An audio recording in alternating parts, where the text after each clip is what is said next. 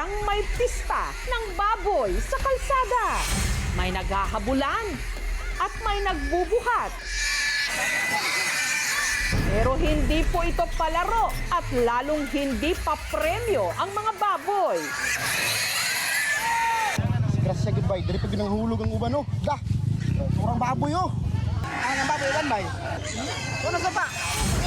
Tumaob kasi sa barangay Patpat sa Malaybalay City sa Bukidnon ang isang truck na may lulang mahigit 200 baboy. Sayang kayong baboy bay.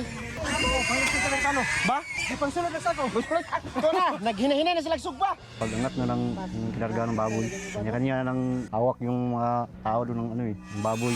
At nang nagtakbuhan ng mga ito, nagkanya-kanya rin ang habol ang ilang mga residente. Baboy na yun talagang kukuha ka din. Pero teka, pag baboy ang napulot sa kalsada, pwede bang iuwi? Huli mo, sa'yo na?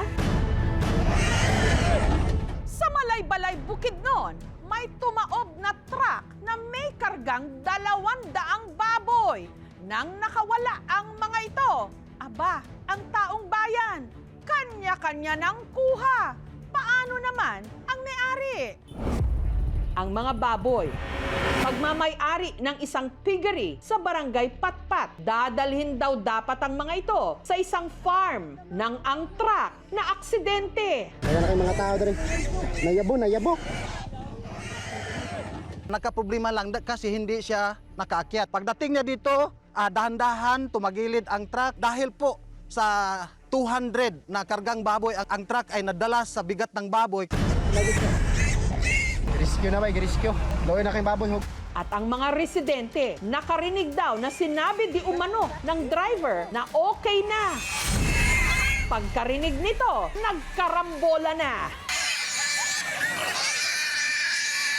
Dahil wala naman daw nagbawal sa mga residente na hulihin ang mga baboy, si Edwin na napadaan lang noon matapos ihatid ang kanyang anak sa eskwela, nakigulo na rin. Kanya-kanya ng hawak yung mga tao doon ng yung baboy. Baboy na yun talagang kukuha ka din. Hanggang nakahuli siya ng isa. Sakto raw dahil malapit na ang birthday ng kanyang anak. Pang litson sana sa karawan ng anak ko. 5 taon yan ngayong 17. Isa pa sa mga pinalad, si Merlin. Idagan ko dito sa karsada, nagkagulo ng mga tao. May baboy karakaw-lakaw sa kabok. Kinagasay kuan, sakyanan. Ang kanyang nahuli, balak daw ni Merlin na litsunin para sa paparating nilang fiesta. May ulam yun kami. Mga 2 days, di pa namin maubos yun. Ang may-ari ng piggery tumangging magpa-interview pero naglabas ng pahayag. Paglilinaw ng may-ari, hindi sila nagbigay ng permiso sa mga residente na free for all ang mga nakawala nilang alaga. Depensa naman ng mga tiga-barangay Patpat, wala raw sila noong balak na kunin ang mga baboy. Ayon kay Felix, hindi naman daw agad pinagpiestahan ang mga ito. Tumulong pa nga raw sila na maitayo ang truck. Dira. May baboy kasi sa sasakyan na naipit. Pinagtulungan namin yon para makuha siya kasi naawa po kami. Yun nga lang, ang kaguluhan, tila nauwi sa hindi pagkakaintindihan. May nagsalita kasi nga okay na. So yun, yung mga tao kumuha na.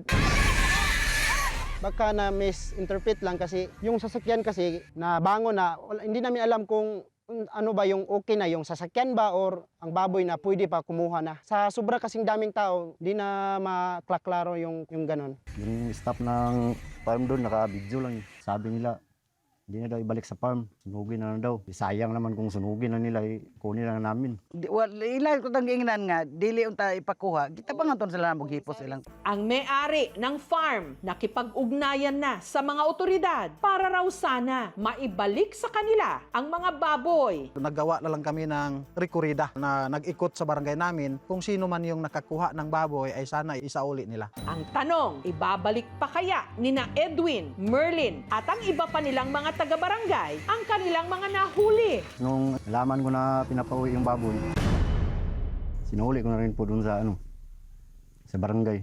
Sinabihan ko na anak, pinapasauli yung baboy sa may-ari. Wala tayong malitson sa karawan mo. Doon na siya umiyak, wala tayong magawa na kasi hindi naman sa atin yun, pinapakuha ng may-ari. Pero para happy pa rin daw ang magiging birthday ng anak ni Edwin, magpapalitsyon pa rin daw si Edwin. Yun nga lang, Manok na lang. Wala na yung baboy.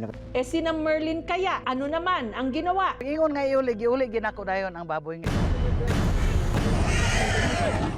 Matapos ang buong araw na paghahanap sa nawawalang 200 na mga baboy, 108 ang naibalik.